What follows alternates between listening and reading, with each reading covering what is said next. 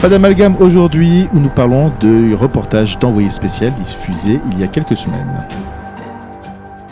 Bienvenue sur ce nouveau numéro de Pas d'amalgame. On a pris quelques très très longues vacances, n'est-ce pas ? Absolument, un peu trop.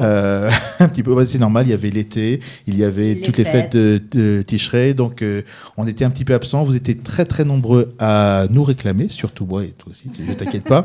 Et on va redémarrer cette nouvelle saison un peu sur les chapeaux de roue avec le grand débat qu'il y a eu donc ces dernières semaines suite au reportage d'Envoyé spécial. Donc le thème, c'est justement ce reportage d'Envoyé spécial a-t-il une vraie influence concernant la situation des Juifs en France ? On rappelle les estropiés de Gaza. Exactement, et ils ont changé un moment le titre parce qu'ils ont senti que c'était un petit peu chaud. Ils ont changé au dernier moment les blessés de Gaza. Blessée. Exactement, la jeunesse blessée. Après, ils l'ont remis, je crois. Ouais. Ils ont été diffusés le 11 octobre dernier. Exactement, ils ont longtemps hésité sur cela. Je reçois donc dans le cadre de cette interview croisée Nili Kupfer-Naouri, qui est de retour en 3e semaine, je ne sais plus. Tu es venu 2-3 fois.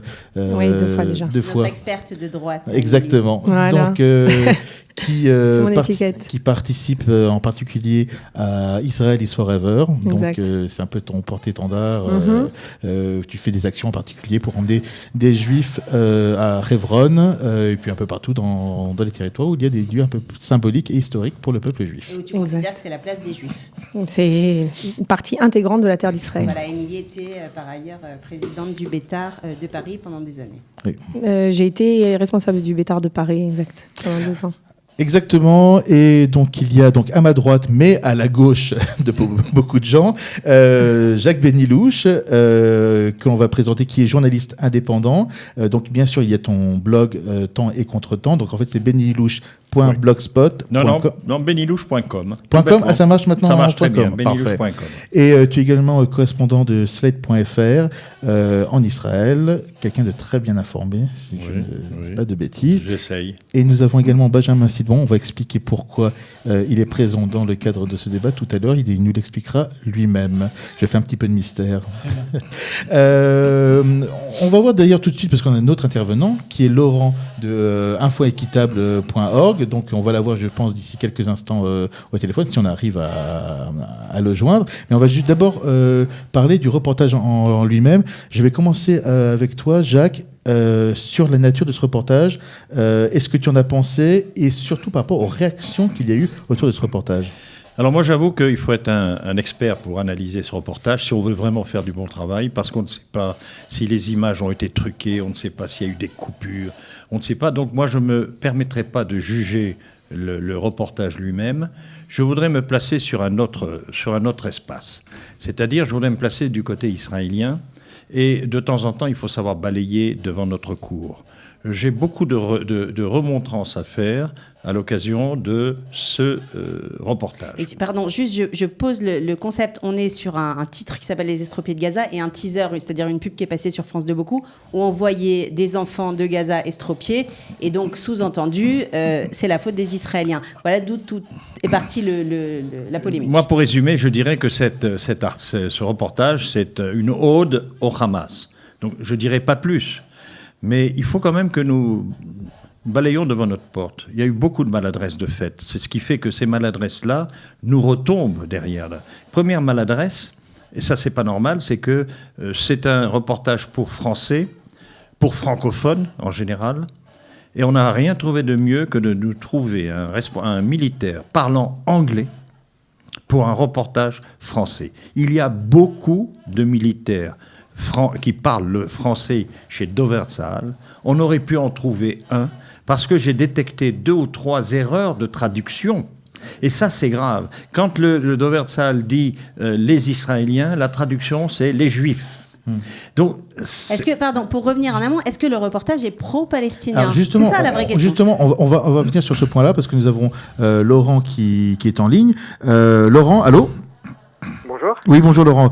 Donc, tu participes au site infoéquitable.org. On vient justement d'évoquer un point en particulier avec Jacques Benilouche, dont tu as parlé dans le cadre d'un article qui est paru sur le site infoéquitable.org, et cet article qui s'intitule « Envoyé spécial à Gaza, 5 questions à propos d'un reportage ».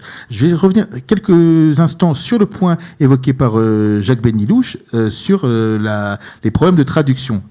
Ça fait partie des points dont vous avez parlé sur le site. Oui. On a repéré une traduction assez tendancieuse. Il y a un passage qui est d'ailleurs assez transparent. On voit bien la haine qui anime les jeunes de Gaza. Et on voit en fait un jeune qui dit que, d'ailleurs, il regrette d'avoir perdu sa jambe parce que sinon il serait allé se faire exploser en Israël. Donc ça, c'est bien, ça transparaît. Mais la manière dont ça a été traduit, dont une partie de son discours a été traduite, pose problème, puisque il dit la traduction du reportage dit ce sont mes frondes, il montre des frondes, il dit que c'est les frondes pour envoyer ces pierres sur les colons israéliens. Et en réalité, derrière, on entend Yahoud, et donc les colons israéliens, dans son langage à lui en arabe, c'était les juifs. Mais ça a été édulcoré. Peut-être que c'était un petit peu trop transparent quand même. J'ai une petite question. Lorsque tu as regardé ce reportage, avant même qu'il soit diffusé, il y avait déjà une fronde qui se mettait en place. Il y a eu beaucoup de commentaires sur les réseaux sociaux, pas tous, mais certains disaient ça n'a pas été aussi pire qu'on ne le pensait. C'est-à-dire que là, tu as dit on voyait par transparence cette haine, cette manipulation des jeunes, même si c'était pas dit, mais c'était montré. Est-ce qu'il y a un petit côté chez toi qui dit ça aurait pu être pire par rapport à ce qu'on a vu dans les années précédentes? Bon, on s'habitue jamais à tous ces biais, tous ces déséquilibres qui sont... C'est normal qu'on soit tous scandalisés. Après, moi déjà, je pense que c'est important de noter que ce soir-là, il y a eu un match France-Islande, un match amical qui a passionné 28% des téléspectateurs et qu'Envoyé spécial n'a fait que 9%. Et en plus, il y avait ce reportage était en 3e position derrière un autre sur Redouane Saïd, le braqueur. Donc ils n'ont pas fait une audience faramineuse et peut-être que tous les Français ne sont pas passionnés par ça. C'est déjà un constat quand même qu'on peut faire. Après, bon voilà, il est déséquilibré, il y a rien à dire. Juste sur 30 minutes. Oui, justement sur cet aspect de déséquilibre, tu y écrit dans cet article, sur 30 minutes, je crois il y a... c'est 98% sur des Palestiniens et 2% qui donnent la parole aux Israéliens. Oui, il y a... Ouais. Est-ce qu'il n'y a pas un problème de base sur le sujet? C'est-à-dire que le sujet de base faisait qu'on était pratiquement obligé d'interroger essentiellement des Gazaouis. Oui, enfin, il faut encore voir quel Gazaoui on interviewe. Déjà, il y a 57 secondes pour le porte-parole de l'armée israélienne, et c'est vrai que je souscris à ce qui a été dit juste avant. On peut trouver des porte-paroles sans doute qui passeraient mieux auprès du public français, mais 57 secondes sur 30 minutes, bon, c'est très peu. Côté Gazaoui, de toute façon, le reportage, il est tourné, c'est une dictature, donc on ne peut pas tourner librement, mais on n'interviewe aucun responsable du Hamas, un alter ego, si vous voulez, du responsable de l'armée israélienne. Ils n'y sont pas. Donc, j'ai eu quelques petites informations de l'intérieur de France 2, parce qu'il m'arrive moi aussi d'être informé. Apparemment, il y avait une version 1 du reportage qui était beaucoup plus terrible. Et celle que l'on a vue, c'est une version qui avait été remontée un peu en urgence pour atténuer un petit peu cela. Apparemment, à France Télévisions, il voulait absolument éviter une affaire Al-Doura 2. Donc, c'est pour ça que de nombreuses personnes qui ont vu ce reportage ont eu l'impression ça aurait pu être pire. Et il disait, voilà, il y a tout un ensemble d'éléments qu'on a vus, même si c'était pas dit, on a vu qu'il y avait des gamins qui étaient manipulés, qui étaient envoyés au casse-pipe par les adultes, et une sorte de soulagement. Je pense que je pense que la comparaison avec Al-Doura n'est pas bonne. Parce que je parle dans l'état d'esprit. Oui, dans l'état d'esprit. Mais dans ce cas-là, dans cette émission, la caméra est devant, on voit, ils filment, peut-être qu'ils ont coupé, peut-être qu'ils ont... mais ils n'ont pas truqué d'image. Dans Al-Doura, les images pouvaient être truquées. On ne sait pas exactement. Donc ici, je pense, c'est pour ça qu'on a l'impression... Est-ce qu'on sait pourquoi les gens étaient estropiés? On ne le sait pas. Peut-être que c'était en préparant des explosifs. Mais c'est là où je voudrais dire que nous avons eu un porte-parole de l'armée qui était, entre guillemets, nul. C'est-à-dire qu'il devait intervenir pour pour, par exemple, faire visiter les militaires, dire que les militaires, ça c'est un détail important, ce sont des jeunes qui obéissent au pouvoir politique. Ce ne sont pas eux qui prennent cette décision de tirer.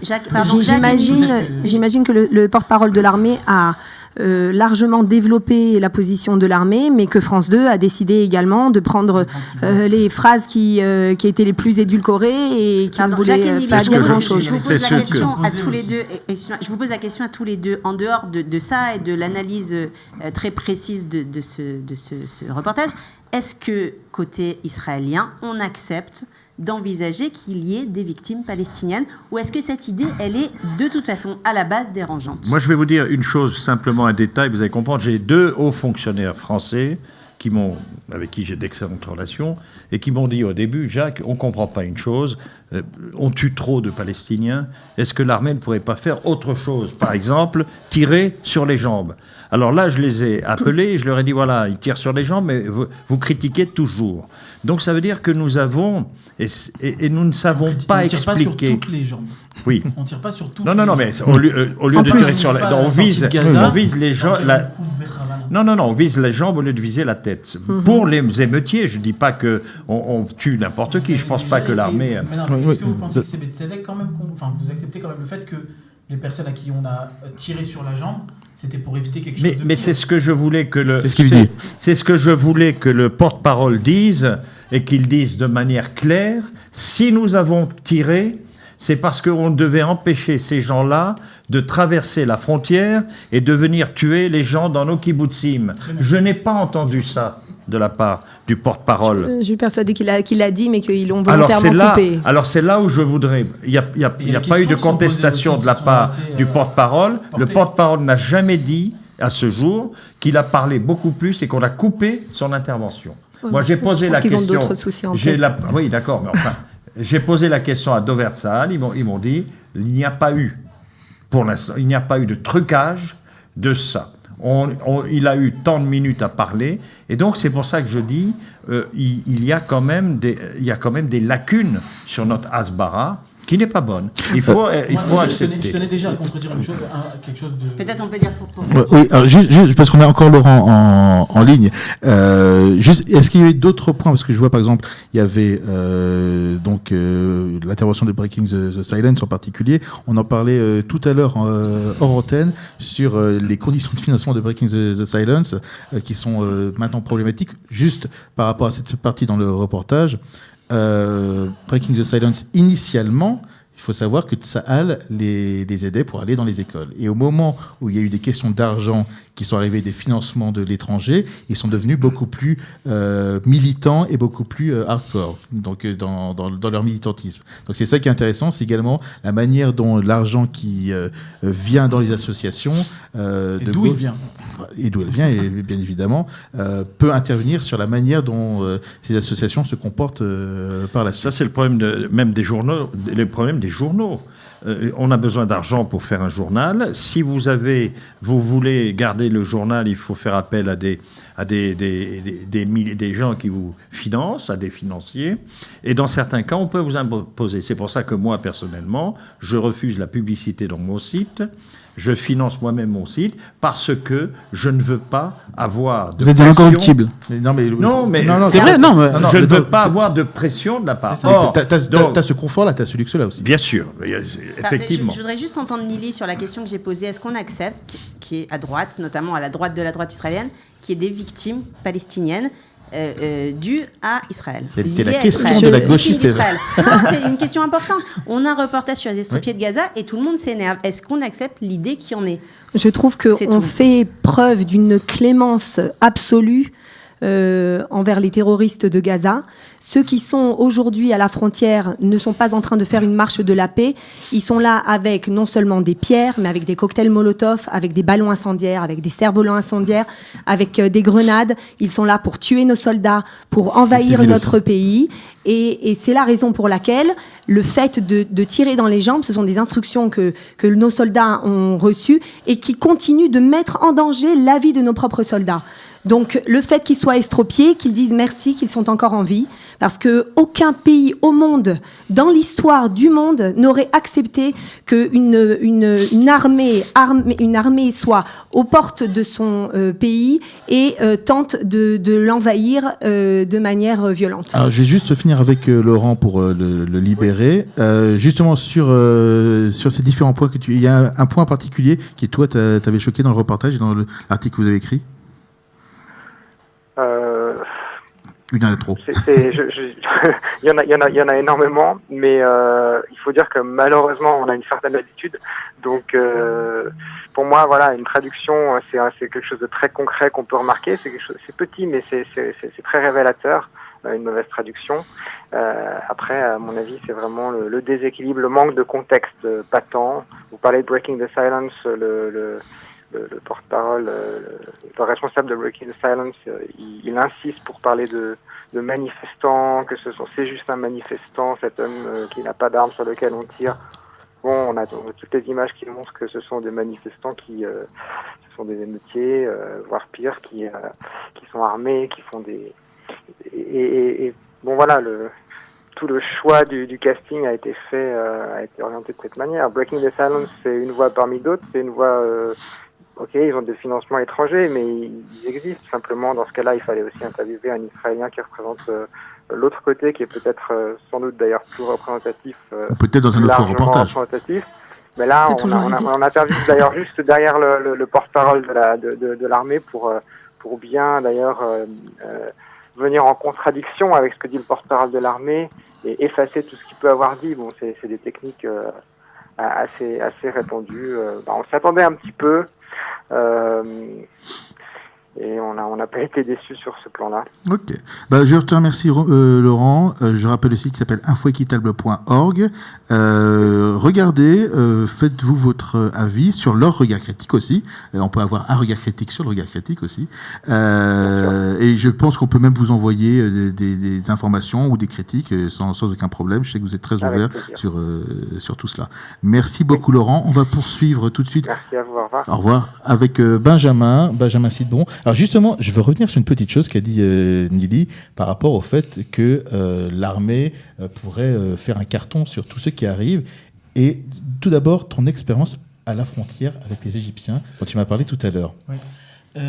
J'ai servi, j'étais en unité de Golani de 2010 à 2012. Bref, j'étais donc dans une unité assez avancée en ce qui concerne le combat, comme tout le monde sait. À Pessar 2012, j'étais à la frontière égyptienne. C'était à peu près vers la fin de la construction de la Gadère. À ce moment-là, il y avait énormément donc je sais pas comment dire, il y avait plein de choses, dont tous les 500 mètres, en fait, qu'il faut savoir. Après, du côté égyptien, tous les 500 mètres, il y a des policiers, c'est ce qu'on appelle ça comme ça, égyptiens, qui sont postés. On leur donne une kalatch, 2-3 chargeurs, 2 gourdes. Ils doivent tenir la nuit avec. Leur seul ordre, c'est que personne ne passe la frontière, de droite comme de gauche. Ce qui se passait à ce moment-là, ce que tout le monde sait, c'est qu'il y avait énormément de Soudanais qui venaient. Énormément. Moi, je les ai vus de mes yeux à moi. Avec un Mishkafet Laila. Ils essayaient de nuit. De nuit, pardon. Sur une trentaine de Soudanais qui essayaient de passer, hommes, femmes et enfants, et il y en avait, seulement 6-7 arrivaient chez nous avec des balles dans les jambes, etc. C'était la veille de Pessah. C'était juste avant, donc on vidait le Hametz et on rentrait. On avait presque très peu de quoi manger. On leur donnait ce qu'on avait. On leur donnait de l'eau pour vous dire comment vous expliquer à quel point on devait économiser l'eau sur ces frontières-là. C'est pas un endroit où il y a l'eau courante. Donc pour vous dire, bref, ça a été, personne n'en a parlé, personne. C'était une époque vraiment où il y a eu des massacres à la frontière, des massacres que j'ai vus de mes yeux. C'est-à-dire moi personnellement, oui, je peux témoigner de ça. Personne n'en parle. Et aujourd'hui. Quand on parle de ce qu'on dit sur Israël, c'est pas un millième, un dixième, un centième de ce qui est fait n'importe où dans le monde aujourd'hui. N'importe où, même en France aujourd'hui, il y a plus de morts à cause de ce qui se passe, des problèmes dans les problèmes dans, je vais pas dire les banlieues, mais voilà, dans la sécurité intérieure, on va dire ça comme ça. Dans n'importe quel pays dans le monde, il y a plus de morts Mais en France, on tire pas sur des mecs dans les banlieues. Alors, non, Il y a beaucoup de bavures. Il y a beaucoup de bavures. Il y a beaucoup de bavures. Non, mais il y a des bavures. Faut le dire. Et de sang-froid. Sur ce point-là, l'armée française a fait un carton sur des Ivoiriens au moment je crois que vers 2010. Je sais pas si tu te souviens de ça, Jacques. 2010, regarde Jacques, on se souvient tous de non, parce que pas grand monde a parlé de ce qui s'est passé en Côte d'Ivoire quand l'armée française a tiré sur des manifestants. Non, bien sûr, mais il parle de la France et des banlieues. Attention. Pour revenir à Gaza. Justement, moi, la raison pour laquelle je t'ai fait venir, c'est une raison précise. On y vient tout de suite. J'y viens tout de suite. Moi, j'ai été, concernant ce qui se passe à Gaza, moi, il y a maintenant 3 ans, j'étais à l'hôpital dans, comment on dit, au Tipol Nimrat. Aux urgences. Parce que mon fils, il y a maintenant 3 ans, il y a eu un attentat à la voiture bélier en dessous du pont Guéchara Metarim, dans lequel on a amputé le pied de mon fils. J'ai été donc aux urgences à ce moment-là. Juste à côté de nous, il y avait un musulman. Moi, à ce moment-là, c'est pas que j'étais timide, c'est que j'avais 60 coups de fil par heure. Même Benjamin Netanyahu a eu du mal à m'avoir à ce moment-là au téléphone. Donc je parlais vraiment avec personne. J'étais dans un matzav aussi, il faut le comprendre, qui était très voilà. Et mon père vient me voir, il me dit tu sais que le mec à côté de la chambre, il vient de Gaza. Ah bon? Et bon, même on se disait bonjour quoi. Je savais même pas qu'il parlait que arabe parce qu'il me disait shalom. Et je viens parler avec lui et il me dit oui, j'habite à Gaza. Et je lui dis comment ça se fait que tu as eu le privilège de venir te faire soigner en Israël? Il me dit non mais moi je suis pas gazaoui, je suis pas né là-bas, je suis égyptien. Ah bon? Il dit oui, il y a que ça, sache qu'il y a que ça là-bas. Il n'y a que ça là-bas. C'est-à-dire qu'aujourd'hui, l'Europe, ça fait maintenant 15-20 ans que l'Europe est là-bas. Lui, il a un diplôme d'ingénieur en Égypte. Il est arrivé à Gaza parce qu'on donne la même paye à un ingénieur à Gaza, donc qui vient d'Égypte. On propose, donc c'est un métier d'ingénieur, avec un salaire français, puisque c'est des gens qui connaissent rien d'autre. Avec un salaire européen, un salaire suisse. Donc oui, il y a aujourd'hui, quand on compte le nombre d'habitants qu'il y a à Gaza, même si je pense qu'il est un peu exagéré, il faut savoir qu'il y a au moins la moitié qui n'ont rien à voir avec la choucroute. Comme Yasser Arafat, qui lui est né en Égypte et qui est juste venu, non pas par antisionisme, mais juste par antisémitisme pour casser du juste pour recentrer. Non, il faut recadrer ce qui se passe aujourd'hui à Gaza. T'es là, je simplifie de manière un peu vulgaire, un peu primaire. T'es là pour dire, nous aussi on a des estropiés. Exactement. Ton fils a été amputé, ta femme et ton fils étaient un arrêt de bus. Et une voiture, elle a renfoncé dessus. Toi, lorsque tu vois la personne avait, au cas où quelqu'un ici aurait des doutes, la personne avait une hache dans sa voiture sur on va dire la place du mort. Donc, si quelqu'un a des doutes que c'était vraiment un attentat, voilà. Toi, lorsque tu vois un reportage qui s'appelle Les estropiés de Gaza, sachant ce qui t'est arrivé, ce qui est arrivé à ton fils, est-ce que la presse, quand tu vois ou les médias français racontent un petit peu... Alors moi, les médias français, j'en ai une expérience formidable, on va dire ça comme ça. Ma mère, voilà, bien évidemment. Ma mère, de manière très, comment on dit, Tamim, naïve, a été interrogée quand elle est retournée après 2 mois qu'elle était avec moi à l'hôpital. Elle est retournée en France et elle était interrogée interviewée par le Nouvel Obs. Ma mère est choquée au possible que personne en France. C'est un franco-israélien, mon fils. C'est pas, voilà, moi j'ai grandi 20 ans en France. Je suis pas, voilà, j'ai pas. Voilà. Ouais, la presse française aurait pu s'intéresser à ce qui s'est passé. Et ce qui s'est passé, c'est donc elle a été choquée. Il s'avère donc qu'elle a été interrogée par Nouvel Obs, qu'elle a demandé, elle a vraiment cherché à être interviewée parce que sinon elle l'aurait pas eu. C'est sorti dans le Nouvel Obs. Le grand titre, en gros, qui faisait les 2/3 de la page, c'était "On n'a pas parlé de mon petit-fils", avec l'air un petit peu de mère juive pour se moquer un peu de la mère juive. Moi, je pense qu'on ne va pas parler d'époque noire, parce que franchement, on a dépassé la noirceur. Et donc, tu as cette expérience-là. Quand toi, tu vois... c'était donc il y a 2-3 ans que tu vois ce titre-là. Et quand tu vois... Ma mère ne s'en est pas rendue compte. Elle n'a pas vu ça. Ouais. Mais quand je lui ai dit... Quand tu vois les estropiés de Gaza... Quand je vois aujourd'hui les estropiés de Gaza... Mais moi, de toute façon, ça fait un certain temps quand même que j'arrête... Enfin, personnellement, j'arrête de m'inquiéter de Gaza et je m'inquiète plus pour... j'ai envie de dire mon fils. Mais aujourd'hui, nous, en Israël, on a autre chose à faire. Moi, une fois, j'ai posé la question je me suis vraiment interrogé à l'époque où les élections où Sarkozy devait monter. Je me suis dit, est-ce que c'est mieux de voter d'ici pour Sarkozy pour sauver les Juifs de France ou pour voter pour la gauche pour que tous les Juifs viennent en Israël, etc. Je dis, mais c'est pas notre problème. C'est plus notre problème. Alors, on arrive justement, parce qu'on arrive vers la fin, et Nili, on a eu un échange sur les réseaux sociaux par rapport à ça. Moi, je ne vais pas remettre une couche, mais ça m'intéresse justement ce que tu as dit, parce que, juste pour résumer, est-ce qu'il faut faire des manifestations en France Donc toi, Jacques, tu étais sur le point de vue israélien. Là, je vais aller un petit peu sur ce qui s'est passé en France. Manifestation devant France Télévisions avec des drapeaux israéliens. Juste en une phrase, moi, ce que je disais, c'est marketingement, c'est nul. Toi, tu étais sur une position un peu plus idéologique et politique. Toi, qu'est-ce que tu en pensais ? Oui, donc la manifestation a été faite à l'appel d'Israelis Forever, section France, et l'UPJF. C'était une manifestation pour annuler la diffusion du reportage la veille de la diffusion. La bande-annonce avait déjà annoncé la couleur. Et donc, ce que je pense, c'est que, bien évidemment, les Juifs de France doivent faire leur alia, mais que tant qu'ils sont en France, ils doivent combattre l'antisémitisme.